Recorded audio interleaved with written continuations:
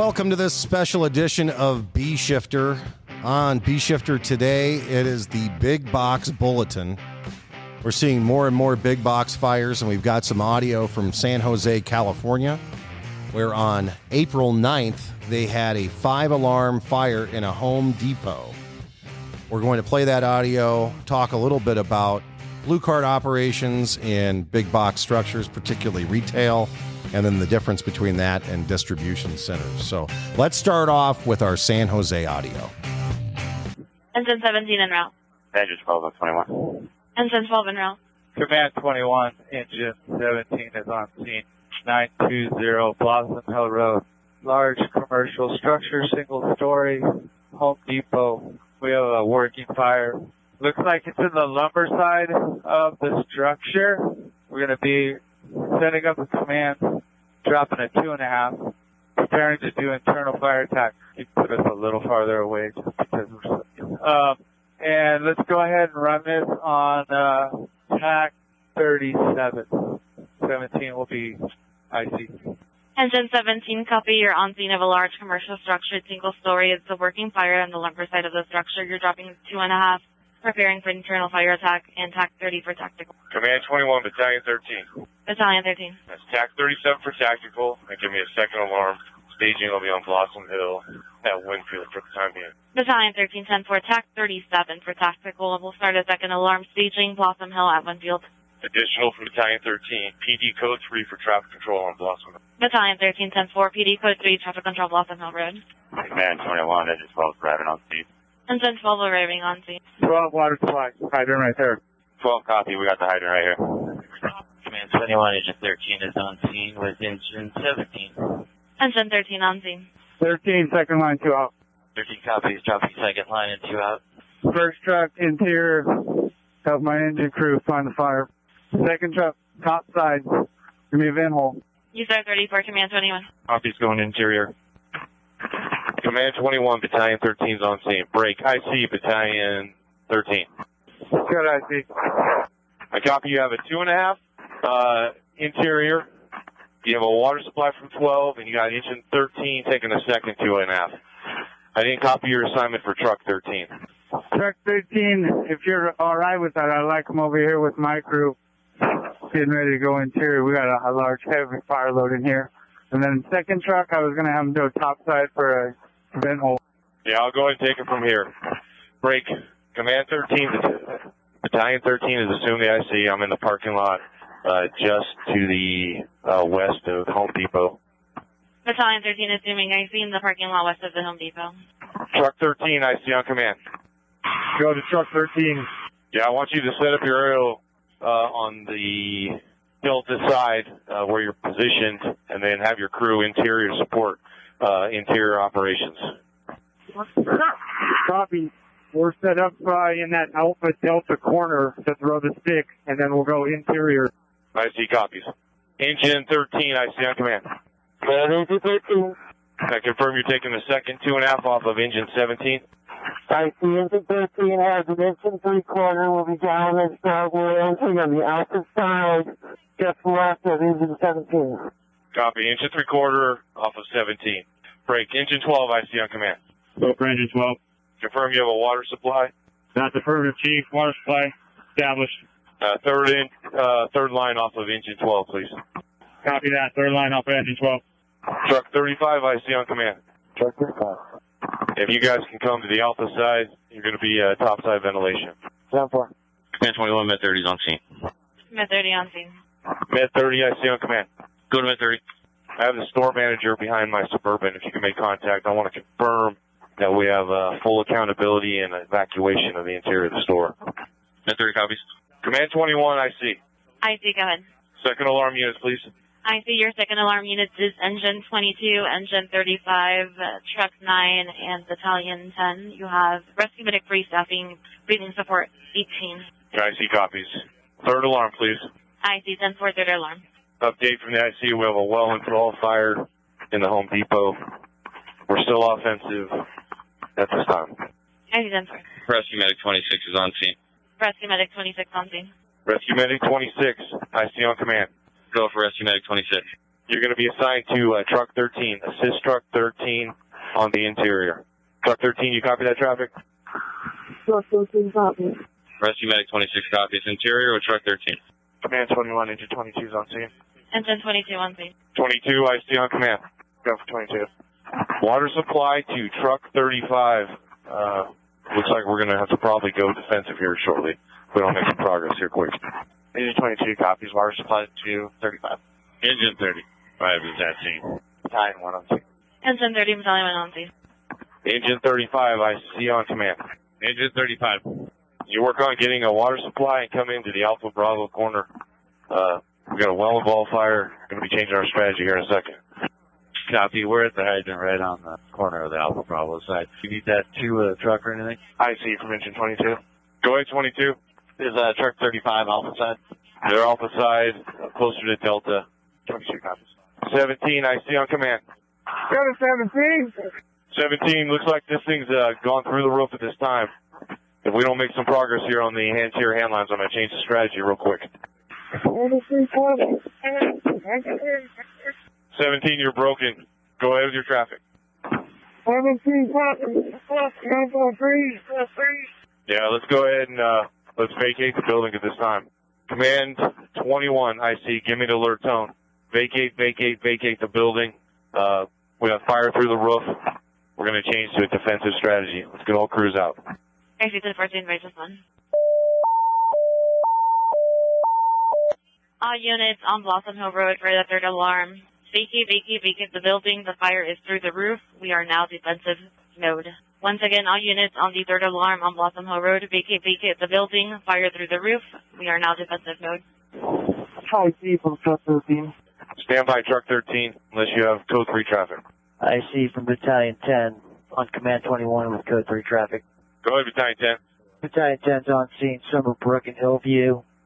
We do have considerable embers traveling this direction, landing on rooftops, and I can see the smoldering is beginning to take on certain roofs. Could certainly use resources at this intersection. Yeah, stand by 1. Let me focus on getting all these crews out of this building. I see engine 35. We're right here at the Alpha Bravo corner. We're going to set up our stank as soon as you have clearance to start hitting this from this corner. Yeah, affirmative. Get ready. I'll get back to you. Engine 17, I see on command. Go to 17. Confirm you have a par. Fire 4. Engine 12, confirm you have a par. Engine 12, I see on command. Confirm you have a par. Alpha fire. Engine 12 on the fire 4 on the Alpha side. Copy. Engine 13, confirm you have a par. 13. Fire 4 Alpha side. Truck 13, I see. Confirm you have a par. Truck 13 with a par. 35, confirm you have a par. Truck 35. Truck 35, confirm you have a par. Truck 35 has fire 4. That gives the completes the par, command 21. Engine 22 firefighter, we're ready for water. 22 firefighter, copy is water coming. Truck 9 on scene staging. Truck 9 on scene staging. And what we just heard was the latest big box in San Jose, California, that we had in just the last few days, where they had a pretty advanced fire. You hear the incident commander did a great job at quickly determining it was a defensive fire. We're seeing more and more of these, so that's why we wanted to get the big box bulletin out and talk about this a little bit. So with us is Nick and Josh. And what have you been seeing, Josh, as far as, are we getting more of these? Does it just seem like we're getting more of these? What is going on within the big box? So we've really been trying to track pretty close for the last 2 years, just a group of us at Blue Card, whenever these fires are happening in these retail centers, Walmart, Target, Kohl's, Home Depots, Lowe's, whatever, any of those retail places. Sometimes it seems like every couple of days there's a pretty significant fire in one of these places. So I'd say a couple times a week. So the trend seems to be going up, that we're seeing more and more fires in these places. If you just did a simple search, it appears like 90-something% of them are suspicious in nature. There's either a group of people that are mad at somebody that are setting fires in Walmarts, or a mad employee, or somebody that's got the intention that they're going to rob Walmart and they want to set a fire as a diversion to draw attention to something else. So I mean, the number's definitely going up on the retail places, and then as we watch these, not big box, but the distribution center places, the fires, seem to be on a rise. So we wrote down a few fires that have just been in some Amazon places. June of 2020, that Redlands, California, that was, defensive. The whole thing burnt down. I think it was 600,000 square feet. And then April of 21, a fire at Amazon in Fresno appeared to be sprinkler controlled. June of 2021, it was a panelized roof system, photovoltaic solar system that burned up on the roof. And then January 2022 in South Carolina at an Amazon distribution center, another fire that was sprinkler controlled. So, those are just Amazons. That's not counting, FedEx and UPS and Walmart fulfillment centers and all these other fulfillment places that are out there. That was just, in 10 minutes, I pulled those, right up. And then again, when you look at the Walmart retail facilities, not the distribution center like happened there in Indiana a few weeks ago, but the actual retail centers, I think if I really looked, or anybody really looked, you could find one every 2 or 3 days where there's a fire in one of those facilities. And it seems like when there's fires in the retail centers like Walmart, it appears the sprinkler system is indeed controlling them, and that the fire department's, putting very little water on the fire themselves. So I think that just comes down to the critical factors of what's really going on in these buildings. How are they set up? How are things being stored in the buildings? How high is the rack storage? Yes, I think the frequency of these fires is definitely seems to be on the rise, and it's interesting. It kind of aligns with Project Mayday with some of Don Abbott's stuff that they're seeing a rise in Maydays and commercial building fires. So those two probably link up also. We tend to put these in the same category. We're calling it all big box, but there are different critical fireground factors we need to consider when it's a retail establishment versus a distribution center. What are some of those differences that we're seeing in those two different buildings? Well, I think let's just look at the critical factors of a retail place first. Maybe 68,000 to 120, 30, 40,000, I think, square feet, generally speaking. They're going to be occupied, maybe 24 hours a day with people, whether it's employees or people that are there actually, shopping also. What they have inside of it, changes. And right now in Ohio, springtime, so every Home Depot, Lowe's is full of lawn furniture and lawnmowers and, every outdoor gadget that somebody might want to have. So, a little bit more stock than maybe normal. The storage in them, I think, is a big thing, the rack storage. So if you go to a Walmart, it's closed racks and then, shelving that's maybe 8 or 10 feet tall throughout most of the building. But if I go into a Costco, it's more warehouse-like, and it's got stuff 30 feet.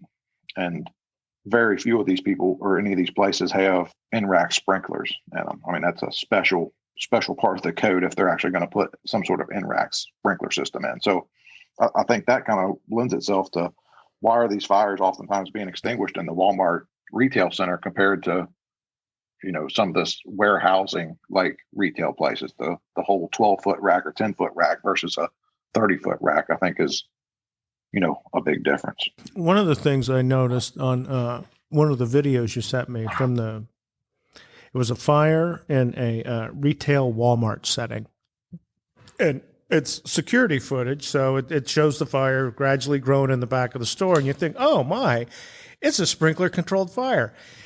And then in the middle of it, you got people shopping. So they're pushing their carts right by the fire, and they just keep shopping. They don't leave the store, which is it's somewhat surprising, really. You would think that most human beings' natural reaction when the building's on fire would be to exit, but that doesn't seem to be the case in many instances. Well, I think it's interesting you bring that up because we do see that over and over and over again. It's people are in there shooting their Snapchat video and they want to share that with everybody.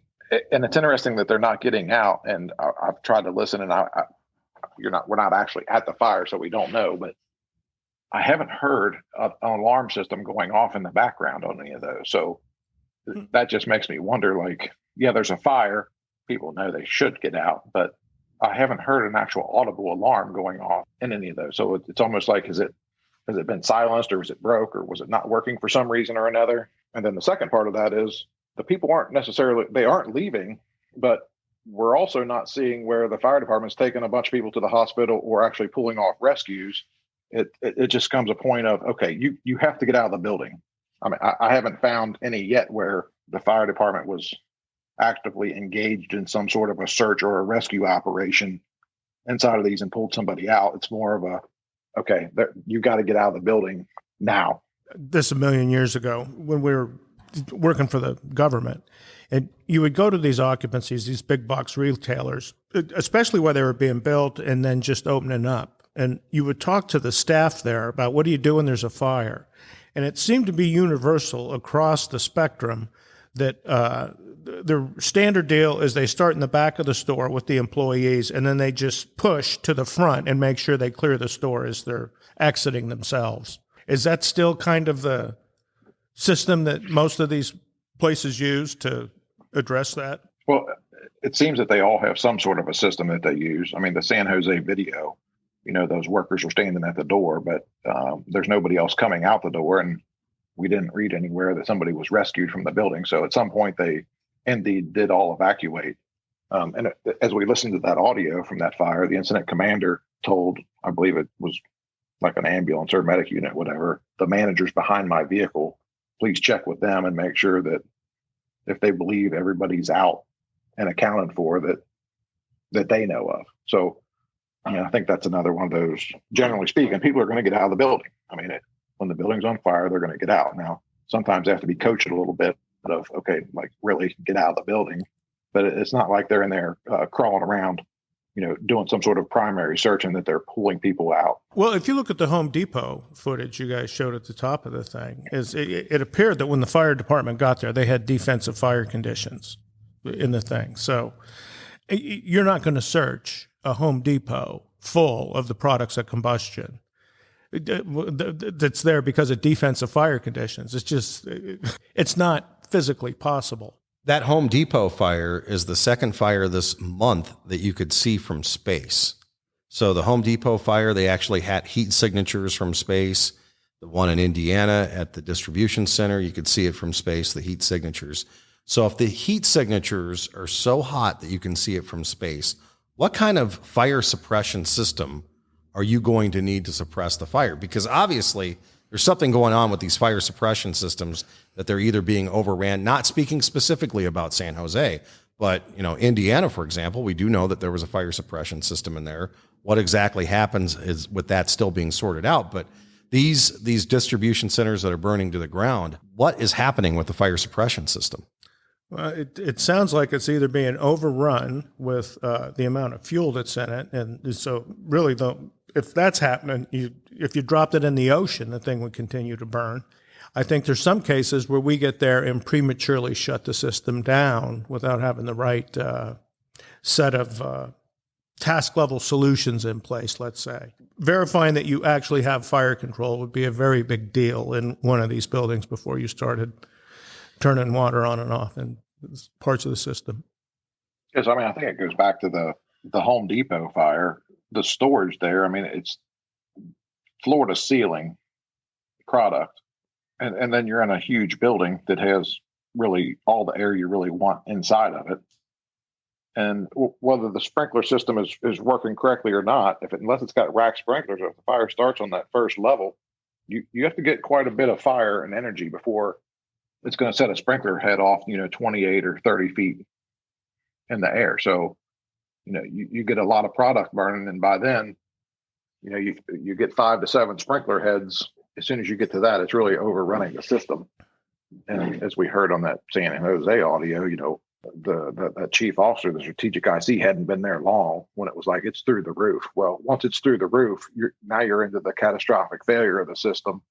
And the system isn't working like it's supposed to in any way, shape, or form anyway. So once you get past that 7, maybe 8, 10 heads, depending on how the system was designed, the system really becomes useless because it doesn't have enough water to fill out any heads beyond that 7 to 10. So it's overrun. And then like I said, when you get that catastrophic failure, you get one structural component to fail and you break one line inside that building. And now the water's not going through the sprinkler heads anymore anyway. You got a lot of water running out of maybe a single pipe that's broke. Well, then you just look at the fuel load in a home improvement store. So, I mean, if you hit a rack full of glues and adhesives, it's over. It's just too high temperature once it gets going. So, at one point, I don't know, they said 35 to 40% of the contents of a home improvement store could be categorized as hazardous materials. It's all part of the soup that starts burning when it's out of control like that. I think the other thing on fire protection systems, and I've heard departments say it before, sprinkle it and forget it. That was a saying within fire departments. We have the sense of security that, oh, that's a sprinklered building. We don't have to worry about it. And we're seeing time and again that we do need to worry about it because there are fire problems, and either it's being held by the sprinkler system and it's not being suppressed by the sprinkler system, or it's overran and then the sprinkler system does nothing. So that has to be a consideration if you've got even retail big box within your community. It's the same thing we've been talking about for the last 10 years or more with, fire science stuff with residential buildings. We got that picture of that house from 1980, and then you got a picture of a house from 2020, and it's full of plastic and toys and primary everything colors. in it. Everything in it's combustible. Well, the same thing has happened. I mean, we're buying all of that stuff at these places. Well, the sprinkler code has not changed and stayed up to date with all of these additional fuels. And I mean, the heat release rate on all of this stuff is, I don't know what the number is, but it's a whole lot more than it was 20 years ago. The difference between the retail and the distribution center is, significant, because a lot of these distribution centers, we talk about conveyors and different kind of rack systems and automatic pickers and all of that. So before we got on this podcast, we had an opportunity to talk to somebody who's got quite a bit of experience building and doing conveyor systems and electrical work and design of, 1 million square foot facilities all across the world. I asked them a bunch of questions about conveyors specifically. It's like the conveyor system is going to shut down once the fire suppression or is supposed to shut down once the fire suppression system, engages, or once they know that there's a fire, there's some kind of interlock that it should shut down. Well, that's all fine and good, except for the fire started in one spot and this box is on the conveyor. Well, before you know it, that box is now 300 feet away from where the fire originally started, and the fire never got big enough to set any sprinkler off. So now you got cardboard dust all along the conveyor system that's also burning. So you don't have a fire in one spot, you got a fire in multiple spots, really from point A to wherever it stops. You have a fire. So, and it's setting stuff on fire all along the way. So really you got a trail of fire. So, I think that's a totally different animal that we have to give consideration to and think about when it comes to, there's really a difference between a fire in a retail facility and a fire in, these distribution centers. Well, and like old school distribution centers, we had a Revlon that was infamous here in Phoenix, and it was all mechanized. So you would have robots going 40 to 80 miles an hour. And the employees don't go in those parts of the store. They said, no, you stay out of there because you'll be killed by heavy equipment crushing you. So there's a ton of other built-in hazards, especially when you start looking at electrical services, and some of them use pneumatic stuff. And then if they do any cold storage, there's ammonia going in through lines and places. It's just, there's one set of hazards. The bigger they get, the more shit they hold, the bigger the hazards go up, essentially. So I think just one more thing for everybody for us to consider is, there's a difference between Walmart and Home Depot, and all of them have their plan and through their risk management and, how much money are they willing to spend or not spend, and how much are they willing to lose and not lose. And, we know we're going to write off so much every year because of some kind of national disaster, because of a hurricane or tornado or fire or whatever it is. But on the flip side of that, people that have the pencil, well, not the pencil anymore, but the people who are on the computer, drawing plans, oftentimes are looking for every loophole they can to build the system to the bare minimum, because when they can build the system to the bare minimum, the customer might be happier in the front end because it didn't cost them as much. That's something that came from the guy we were talking to about the conveyor systems and fire protection systems and all that in there is they don't want to put $1 gazillion into that. What they're looking for is the efficiency of getting something through the process, because in a year, they're going to change the entire line. of what they're going to move and how they're going to move it and everything. So they're not looking for a big investment on the front end. They're looking to what's the bare minimum we have to do to get by code so that we can get this thing working and pushing product down the road. They're not as focused on the whole fire safety piece of it. Well, and you said it earlier, their risk management plan for Walmart is we're going to lose 2 stores a year. And we're ready to do that. We got trailers lined up in Bentonville, Arkansas, waiting to hit the road, and we can flip a store in less than a week.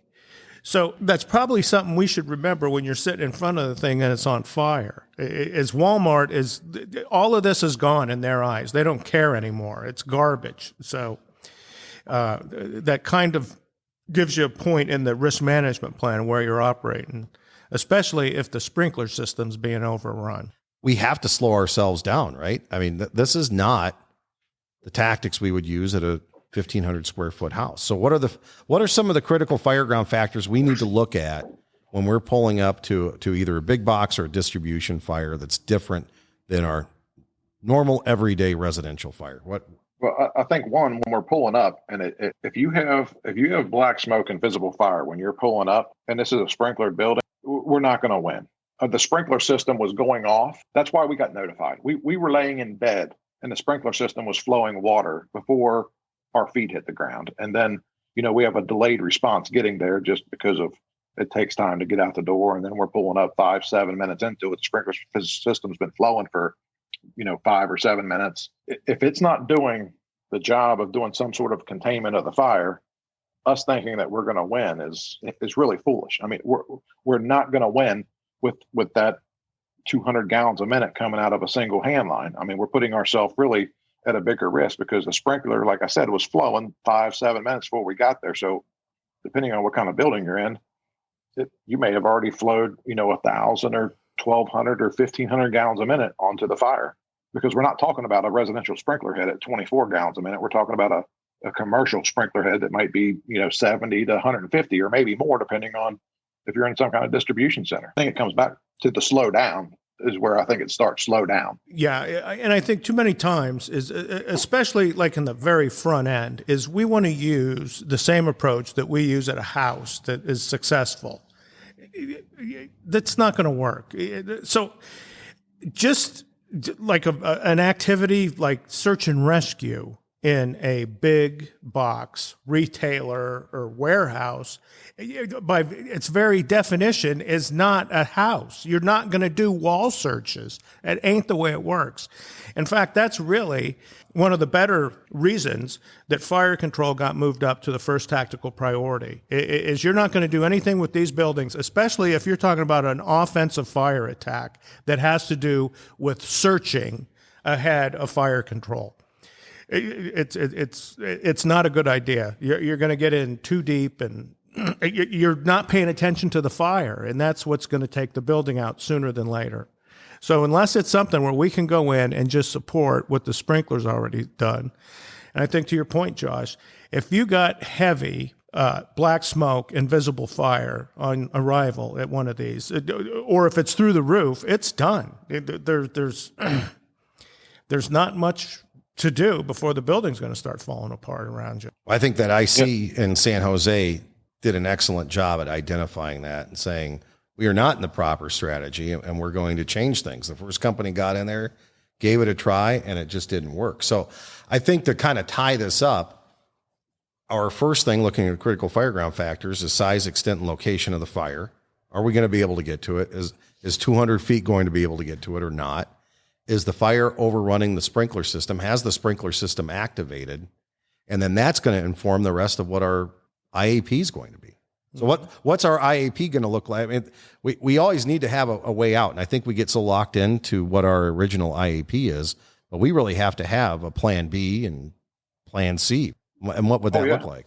Yeah. I mean, I think when you're pulling up to something that's, 100,000 square feet, like a lot of these facilities are, one, we got to slow down a bit because we want to gather information from the people who are there that may know exactly where the fire is. Something we've been talking about a bit over the last year is a whole lot of these managers got, on their phone, they got the cameras of everything inside, and they might be able to show you exactly where the fire was, what it looked like, and what's it look like now, maybe. I mean, depending on what the conditions are. So, getting that intel and using all of that, figuring out what's going on the top, I think is a big deal. Not necessarily getting on the roof. And on most of this, we probably shouldn't be getting on the roof with these lightweight metal deck, distribution centers that are, throwaway tilt slab buildings.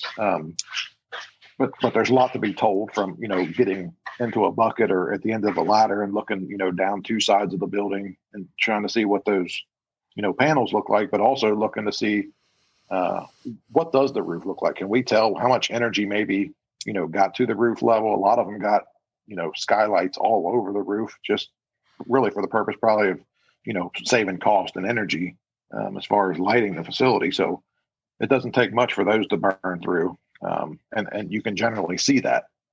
And then, if it has a fire protection system, making sure that we're supporting that fire protection system, early on into the event. And from that point, it's what have we found out, and then what can we do, and how should we deploy? And, the front door on something that's 100,000 square feet it may be the best option depending on where the fire is. But, these buildings have, 4 sides, and we need to be considering what is the closest door to get us to where the seat of the fire is, so that we're operating the shortest distance inside of that IDLH environment. Well, in a lot of these, they quickly unfold and they escalate very fast, it seems like, especially after our arrival. Some things that we can do to set it up to be safer includes good division operations. We want to get division bosses into place along with embedded safety as soon as possible. There's a few reasons for that. Well, in fact, with those, let's say that it is offensive fire. You advance attack lines to the inside. So now you're going to have to manage the system at some point. Well, you got to have those lines staffed by people all the time when the system's off until we are 100% sure that the fire is over. So that's kind of an ongoing process.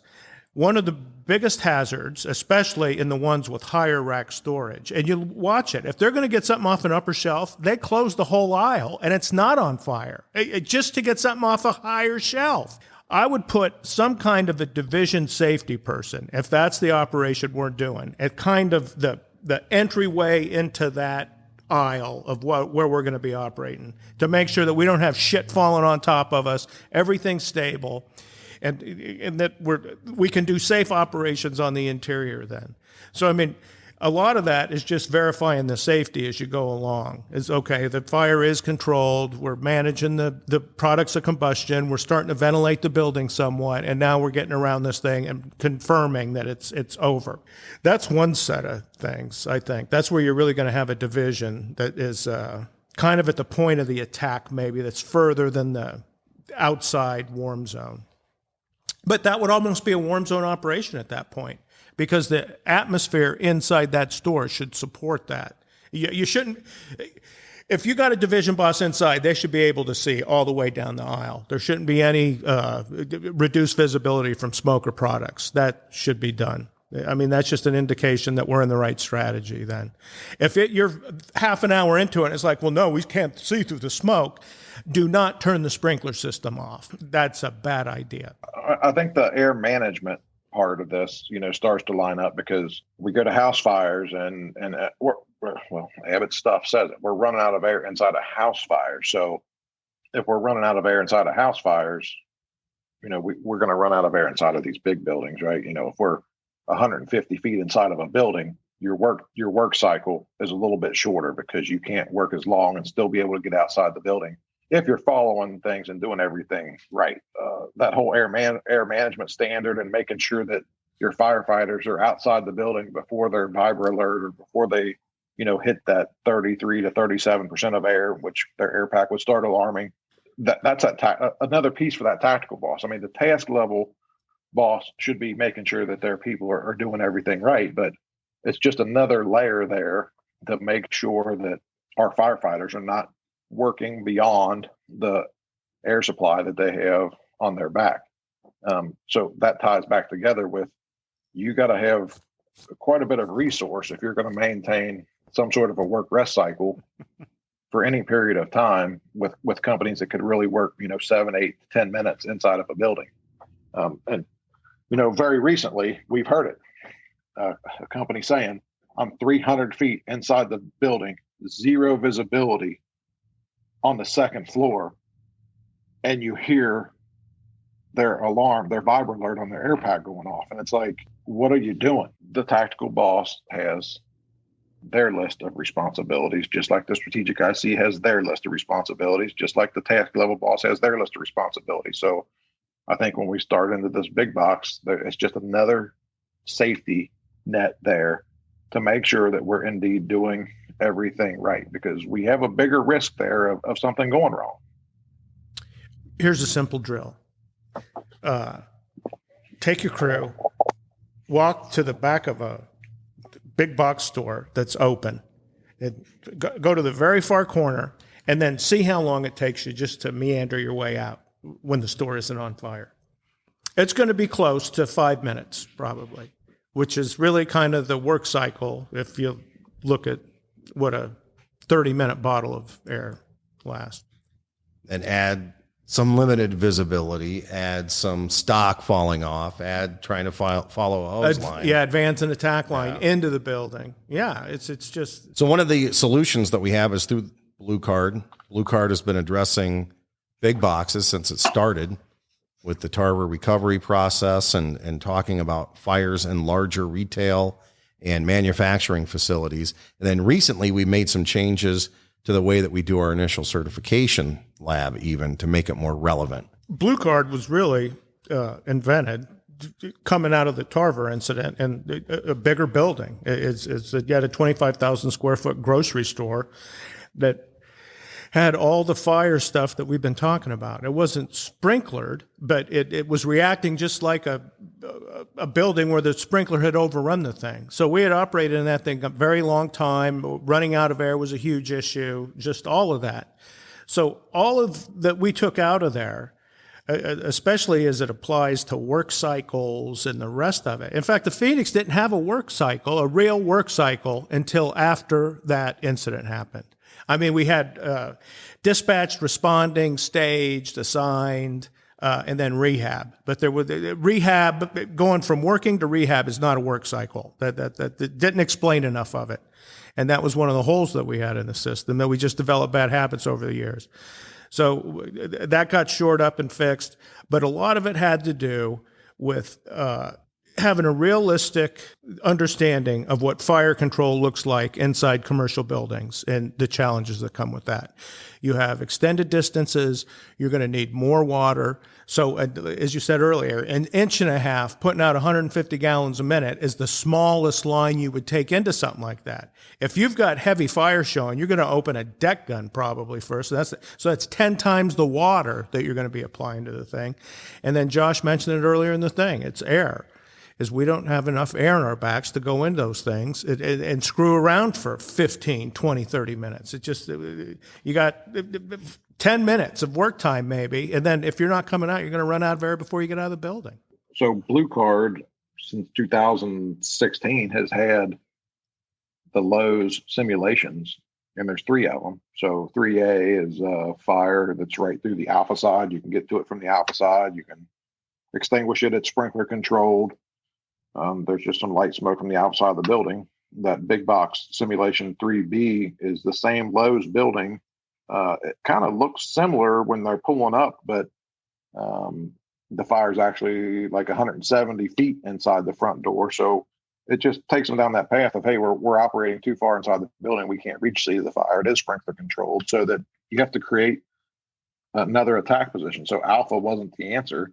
But that's what you thought was the best thing from the beginning, which that happened. So really that's that, review, evaluation, revision. Like what we did isn't working. We need to do something else. The third low simulation is defensive, so that, you can walk through what does that really look like.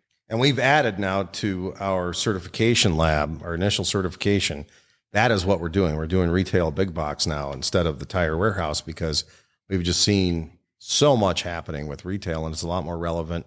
Everybody has these stores just about, and we want to prepare people for that. So one of the major teaching points that we talk about is slowing people down, not rushing in like it's a residential fire with food on the stove. You've really got to size it up. You've got to build an attack team, and you can't overdo it on your entry depths. So you might have to come in from a different attack position. So those are some big changes, and I think they're really relevant changes and available to our blue card folks. Well, and it's kind of crazy when you think about it. Is we went away from a fire in a tire warehouse to a fire in a home improvement store because the fuel load is much more hazardous in the home improvement store than a tire warehouse. I mean, it's just, you would have lost money 30 years ago with that question. Oh, no, geez, the tire warehouse, that's the end of the world. It's going to kill us all. It's going to be when it lights up over the sprinkler system and burns the roof down on top of us and all the rest. In fact, the tire warehouse is probably the best protected building in this city. I mean, it's got more capability than a first alarm. It's a Lowe's. It's okay. You got zone 3 on your system. Like Josh said, we get past 6, 7 heads, it's over. Yeah, the other zones ain't going to be able to hold it in the tracks. And that wraps up this edition of B Shifter and our Big Box Bulletin. Audio from the San Jose fire on April 9th, 2022. 5 alarms at a Home Depot. Certainly unfolded fast. Of course, it was compressed, but a great example of how to quickly size up, determine the strategy, and make sure that the crews are operating in the correct strategy.